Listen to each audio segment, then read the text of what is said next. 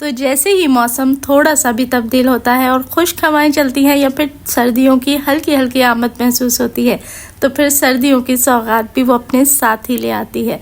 और जैसे ही सर्दियां आ जाएं तो फिर मरुंडा, चिक्की, तिलपट्टी ये सब ना बनाया जाए, ऐसा हो ही नहीं सकता। बिस्मिल्लाहिर्रहमानिर्रहीम, अस्सलाम वालेकुम and welcome back to my YouTube channel. मैं हूं सिद्रा और आज आपके साथ शेयर करूंगी मैं तिल पट्टी की रेसिपी।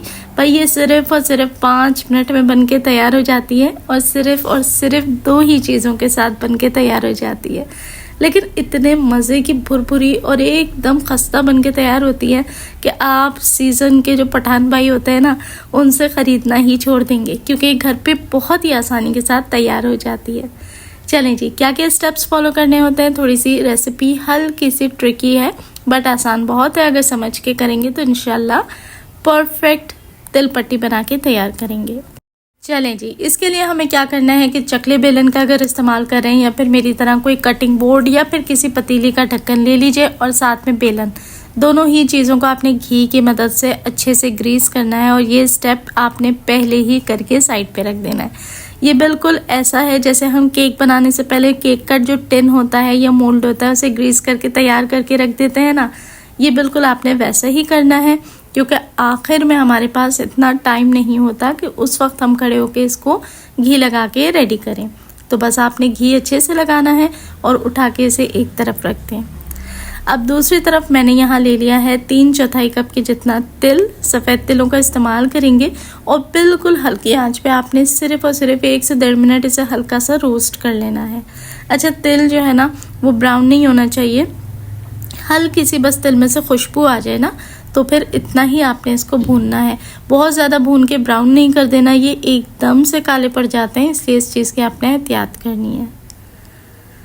जैसे ही तिल में हल्की सी खुशबू आएगी, आपने फटाफट इसको एक अदद प्लेट के अंदर कन्वर्ट कर लेना है और फिर रख देना है एक तरफ। तिल की सिर्फ भुनाई 1 मिनट भी मुश्किल होगी और तिल खुशबू देने लग जाएगा।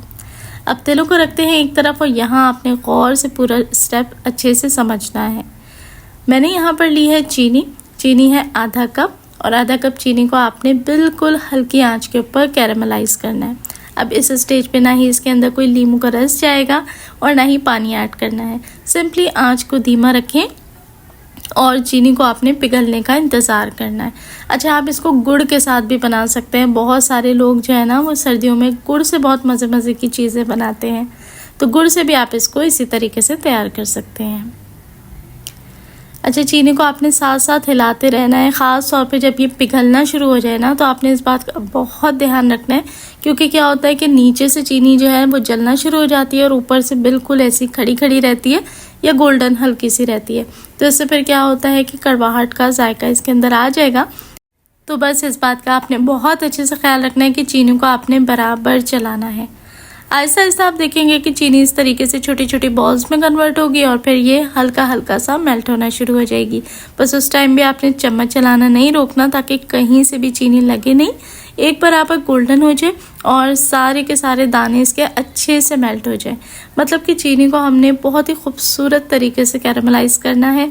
सारा गेम इस रेसिपी में इसी का है। अगर आपने चीनी जला दी तो आपकी चिक्की जो है या तिल पट्टी जो है वो थोड़ी सी कड़वा उसके अंदर जायका आ जाता है। जाहिर सी बात है, जब चीनी जो है वो ज़्यादा कड़ जाएगी तो फिर उसका जायका भी थोड़ा सा कड़वाहट जैसा हो जाता है। तो ये देखें, अब बिल्कुल इस टाइम पे आपने क्या करना है, चूल्हे को बंद कर देना है। अब ये चीनी बिल्कुल अच्छे से मेल्ट हो गई है। चूल्हे को बंद करते ही आपने जो सारे तिल भून के रखे थे वो इसके अंदर शामिल कर दें, और तिल ऐड करने के बाद अब यहाँ आपने थोड़ा सा ज़रा जल्दी काम करना है, वरना ये सेट होना शुरू हो जाता है। आपने अच्छे तरीके से ना इसको मिला देना है कि सारी चीनी के साथ तिल चिपकते जाएं और ये एक सॉफ्ट सी बॉल बन के रेडी हो जाए। तो देखें, सेकंड्स में आपने ये काम करना है। इस स्टेज पे ना बहुत ज़्यादा टाइम आपने नहीं लगाना, क्योंकि फिर चीनी सेट होगी तो फिर चिक्की बनाने में आपको आगे दिक्कत होगी। तो बस इतना ही सिर्फ आपने मिक्स करना है कि ये एक सॉफ्ट सी बॉल बन के रेडी हो जाए और सारे जो तिल हैं वो आपने समेट लेने हैं। याद रहे कि इस पॉइंट पे आपने लाजमी चूल्हे को ऑफ कर देना है। गैस का स्टोव ऑन हो तो फिर आपने ये काम नहीं करना।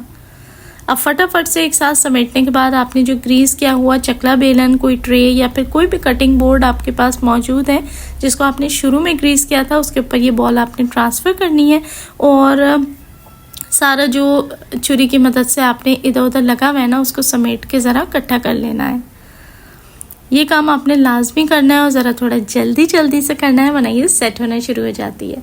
अब तिल पट्टी हमें बनानी है बिल्कुल पतली सी, तो उसके लिए आपने जो बेलन को ग्रीस करके रखा था उससे आपने इसको अच्छे से फैला लेना है, जैसे कि रोटी को फैलाते। अब मेरे पास क्योंकि ये पतीली का ढक्कन था तो ये ज़रा इधर उधर भाग रहा था, लेकिन मैंने बहुत ही हल्के हाथों से इसको अच्छे से फैला लिया था।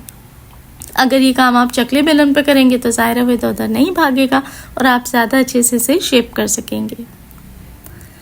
अच्छा, इसको छोड़ते के साथ ही ये आधे से 1 मिनट के अंदर एकदम पापड़ की तरह कड़क हो जाता है। अब देखिए यहाँ मैंने स्टील का ढक्कन लिया था तो इसके ऊपर ये हल्का सा नीचे ग्रीस करने के बावजूद थोड़ा सा सेंटर से चिपक गया था।